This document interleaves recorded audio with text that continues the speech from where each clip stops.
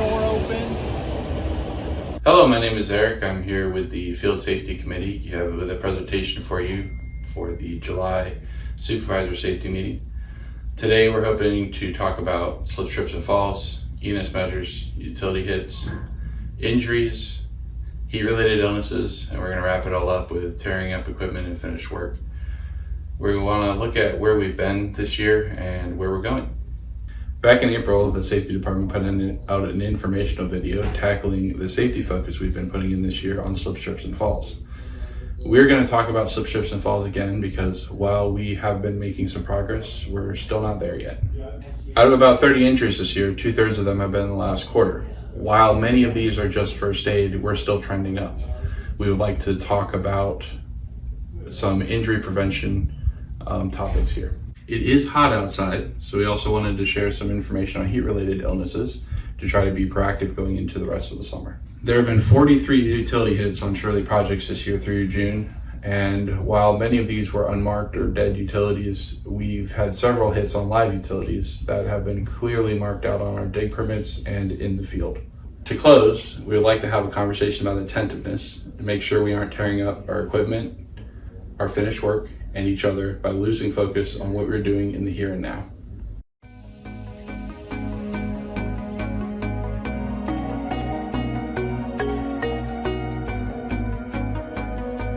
Hello everyone, my name is Dency Gonzalez, and this afternoon I'm going to talk about the heat-related illness.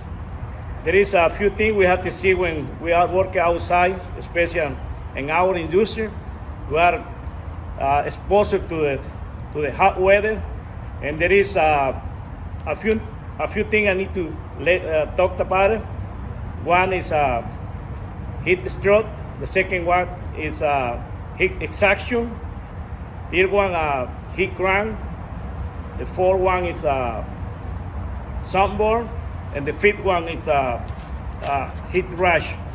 But the three common we are more exposed are the first one I mentioned before. So how to prevent the heat exhaustion, the heat stroke, and the heat cramp? Drink water. We need to prepare ourselves every morning, every day. Take water, drink water through the day during the working hours.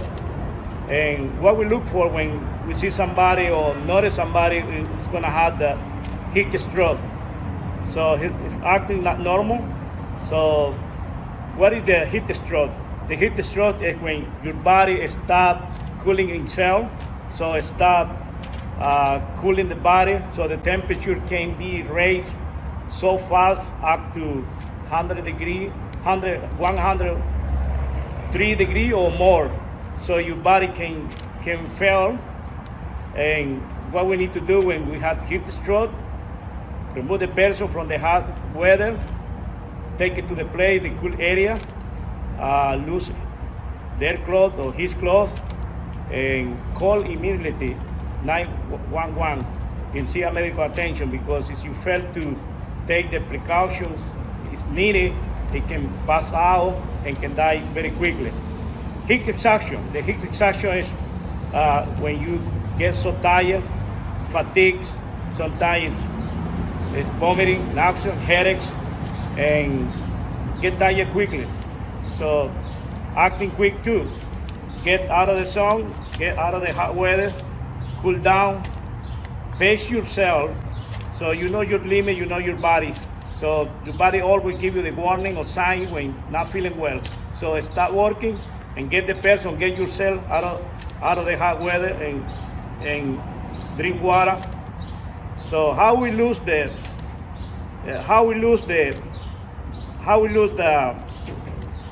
temperature, or how we can get sick from the hot weather is when we not replace what we lost. During the working hours, we lost the mineral, we lost a lot of water, salt. So we need to replace that. And drink water, drink like a sport beverage, and avoid drink a lot of drink with too much sugary.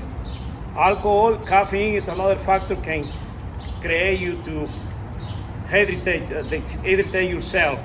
And same for the heat cramp or muscle pain. So hydrate yourself, because when you feel like your body start hurting yourself or get a heat cramp, it's the time when you need to replace or drink fluid. So in order to avoid all this illness, we need to prepare ourselves in the morning. So as a foreman, as a boss, so make sure all the crew have the water in the morning, prep yourself, hot ice, make sure there is enough water, and make sure the water need to be covered with plastic or with something, not expose the water on the sun, because it'll be not healthy when you drink it. Besides that, so wear bright color, loose clothes, and make sure cover out your body with sun cream.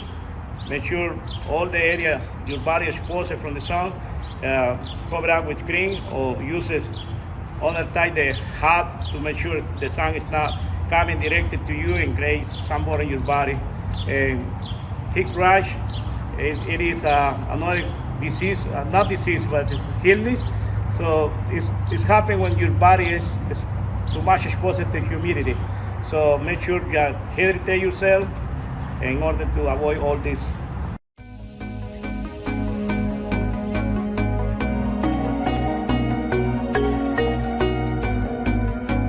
What's going on?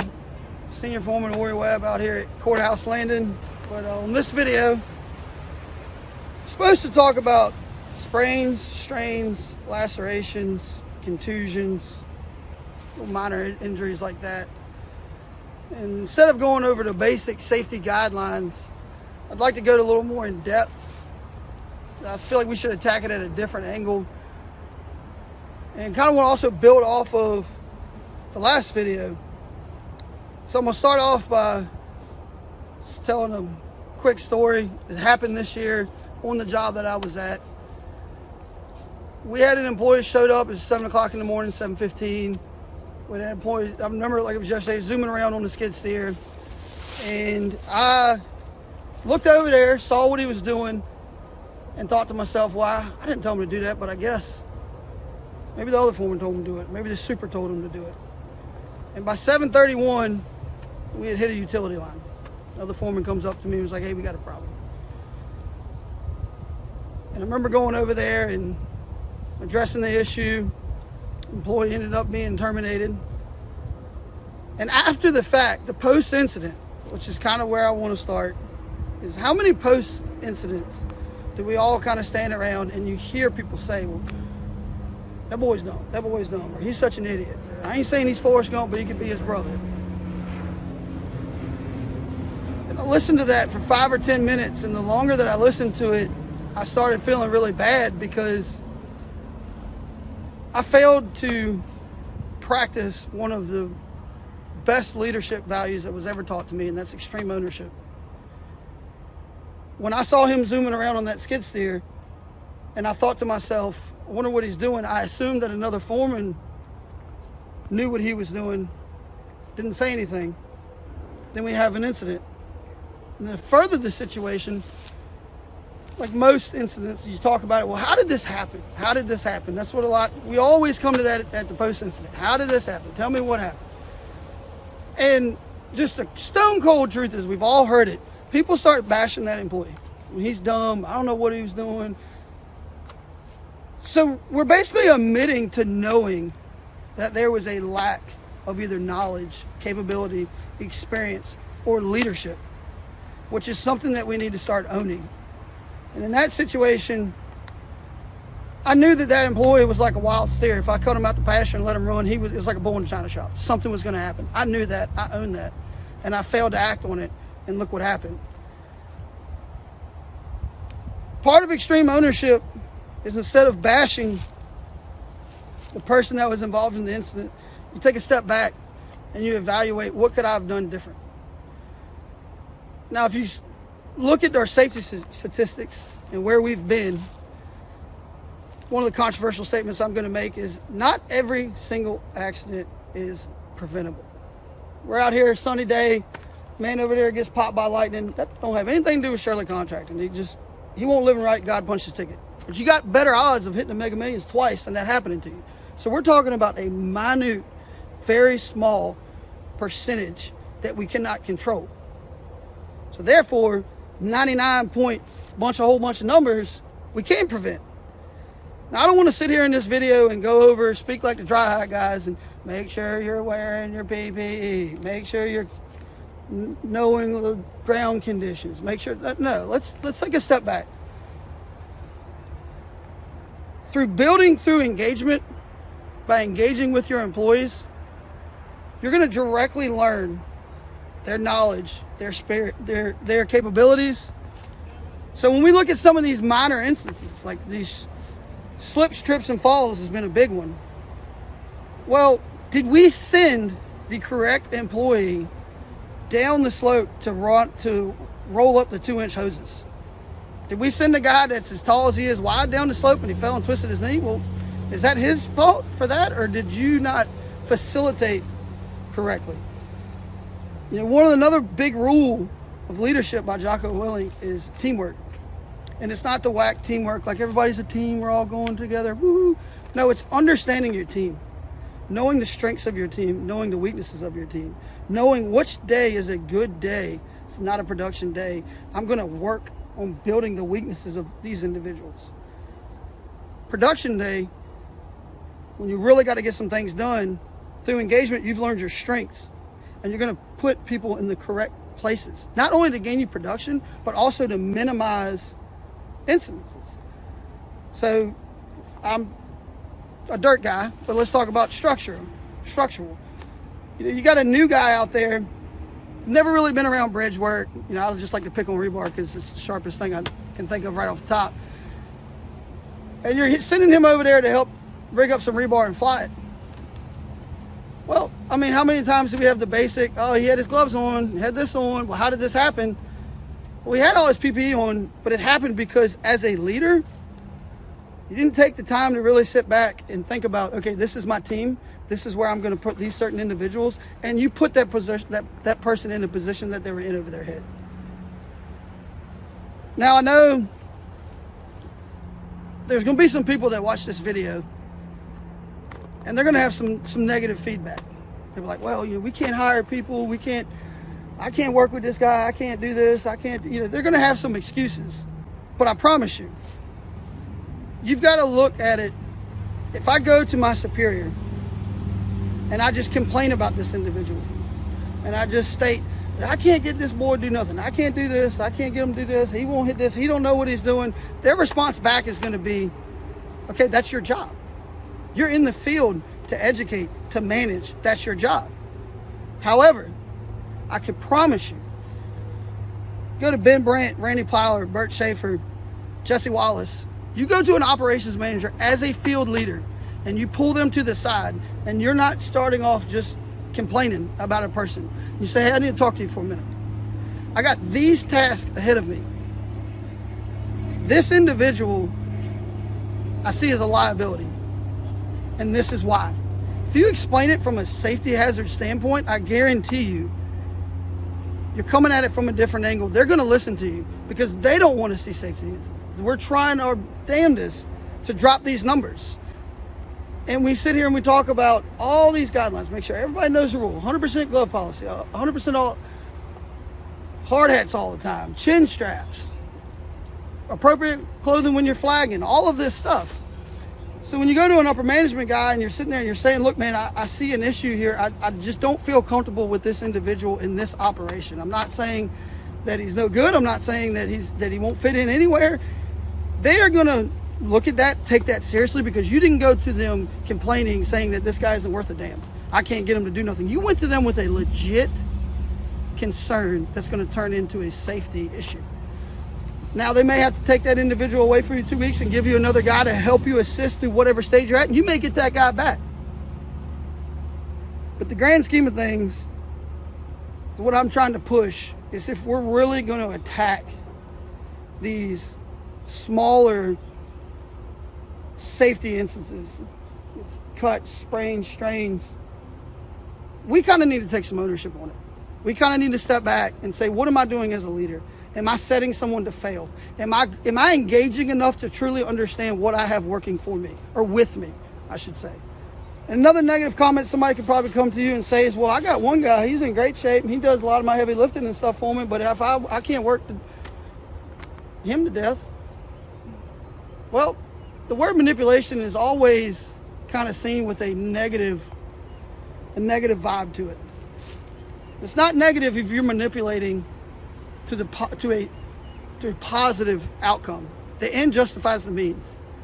So if you've got you got two guys on your crew that's always lifting the generator at the end of the day and putting it back, and always going down there to get the pump because they're the most physically capable, you need to go to them. You need to have a little talk with them and say, look, guys, I understand. I see what's going on here. But you got to remember something. God gave you given talents, and there's two ways you can handle it. The first way is you can own it, and you can use those God-given abilities to get yourself ahead, to push harder, and not be concerned about what someone else is not doing. Or you can sit back with a negative mindset and complain about how nobody else is doing what you have to do. And at the end of the conversation, as a leader, you look at them and you say, I appreciate that you two are always the two doing the team lift to do this. You two are always the two handling the rebar, whatever it may be. But you just have to make sure that when it comes to the other people in your crew, you find their strengths and you delegate correctly, so you're not overloading those two guys.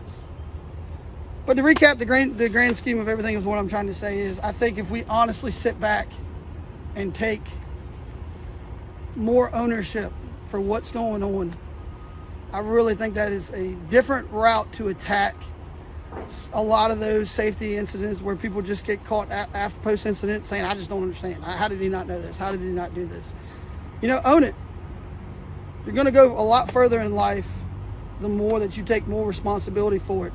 Because at the end of the day, you are the leader. You are facilitating the movements. So it's on you to put the right people in the right places to succeed. It's on you to spot what someone can do and what someone can't do. You have an employee that you're having issues with as far as regularly donning PPE, regularly following the safety rules. You find your best employee at it and you pair them two together. Might be a little oil and water right there, but you're gonna make it work. And when he asks why I'm always working with this guy, you say, because that guy's standard is what I want you to produce. I want you to reproduce that guy's standard. We get more engaged, we take more ownership. Our safety numbers, I really think, are gonna get better and better. Who would have that? Just insight as a demo for it? Good morning, Shirley. This is Patrick. Here to talk about 3 items involving erosion and sediment control that tie in to safety and that a lot of you deal with on a day-to-day or at least weekly basis. The first item I'm going to talk about is installing rock check dams. So your rock check dam type 1 consists of 57 stone, VDOT 57 stone in the front, and class 1 riprap in the back. The riprap holds the 57 in place while the 57 stone filters the stormwater. Your rock check dam type 2 is your class 1 riprap again in the back to hold number 3 stone, which is to also filter stormwater or turbid water going through a pipe or a ditch or what have you. The safe way to do this, since you are carrying a suspended load or a heavy load in your bucket or your front loader, and often it's wet, is to carry your bucket low to the ground to prevent tip overs or anything spilling onto some adjacent workers or somebody else that's close by to you. It's something that our laborers and operators deal with on a day-to-day basis and is important from a safety and erosion and sediment control standpoint. And if they're not installed correctly, with a 6-inch dip or smiley face in the middle, you can actually flood the area with stormwater, especially during storm events. The second thing I'm going to talk about today is dewatering operations. You're going to need to use your standard silt bag, filter bag, and your filter bag needs to be sized properly to your pump and your hose. And that prevents one from flooding an area, your bag overflowing with water, and the storm water not being completely filtered by the bag. It also can lead to burning out your motor and your bag flipping over on somebody or something, or even getting outside of your LOD, which is a problem in itself. Third thing I'm going to talk about, and pipe crews should know what I'm talking about when I bring this up. The erosion control team also deals with this, is silt domes. These are for drop inlet protections or IPA protections. They manufacturer spec requires that you put 57 stone halfway up the black part of the silt dome. This is to make sure that you don't flood the area and to make sure that these silt domes or inlet protections are visible. And that causes, or that keeps people from running them over, or a tire going into an inlet, destroying a structure, or even causing a vehicle to flip over, which is a big safety concern. They also cost $1,000 a piece, so they can get quite expensive if they're destroyed by way of vehicles running them over or earth being pushed onto them. That's all I got.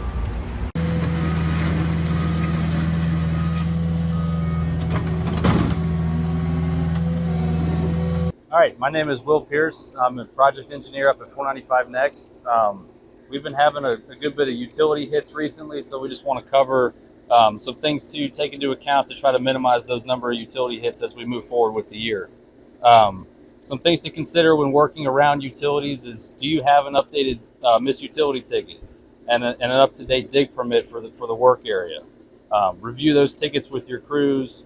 Make sure that the marks that are supposed to be there are there. They're clearly visible, especially this time of year with the grass growing a lot, getting cut, getting rain, washout, stuff like that. Making sure we've got up-to-date marks in our work areas is hugely important.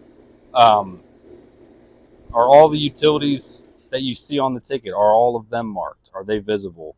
And then another thing would be a lot of times most of our utility hits are unmarked utility stuff that we don't know exists. So if you're working around guardrail, there's likely utilities running along that guardrail. If you see cabinets or poles or boxes, there's likely a utility in there as well. Obviously something's feeding that. An issue we ran into at 495 was locators sometimes have trouble if there are two lines within 2 feet of each other. They can only pick up the one, so they only mark one. We actually ended up hitting one that was 18 inches away from another one. So if you're doing a test pit, one's there, maybe pop a hole on either side just to make sure that's the only one in the spot. That area also, there was a pole just up the road. We could see 4 lines coming off of it, but we only ever found 3. So that should be an indicator that there's another one somewhere that's not marked on the plans and wasn't marked out in the field. So just some things to keep in mind as we move forward. Doing a great job. Just try to minimize the hits going forward and stay safe.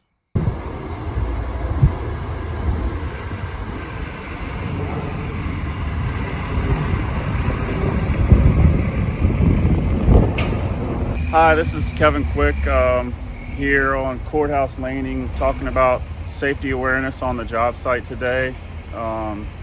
Really wanted to talk about putting the equipment away, making sure everything's locked. Be aware of your surroundings when you have inspectors and off-site people coming. Make sure they're aware of all the equipment traveling around, where they're traveling. Always be in communication with your operators to know that they're there on site. Always making sure that your equipment is tidy and clean and that you can see other windows. And dust control is another big thing. On this job, we've had a lot of problems with dust and being able to see everybody, move around on the job site. As far as like your connexes and your small hand tools, make sure at the end of the day, everything is locked, put away. Safety bars on your connexes. We try and park our equipment away from the road as much as possible, so it's not very accessible for the general public to get access to. We lock all our panels, turn all the batteries off, and just be aware of, we've got a lot of people coming in delivering pipe, and just be aware of all those different things as a leader, and making sure your guys know to look out for one another. At the end of the day, make sure your job is secure. All your trenches are, corded off or blocked off somehow. As we're not doing any road work here right now, but make sure all your barrels are in place, your safety equipment's in place, and just take care of the job. don't leave a big mess. Just, you know, have some respect and have some dedication and take care of the job. And that was our big thing this week. Okay, so one thing that we do here also every morning, we tell all the guys, you know, we plan out our day, we plan out where we're going to be working, and that's a good thing to get everybody together and talk about, you know, who's going to be on site, where they're going to be, where they're going to park, where they're going to, you know, safely travel through the job. That's a really good thing to do in the morning. You know, everybody's there as a group. Everybody can, you know, see what's going on, know what's going on, know what they're going to do.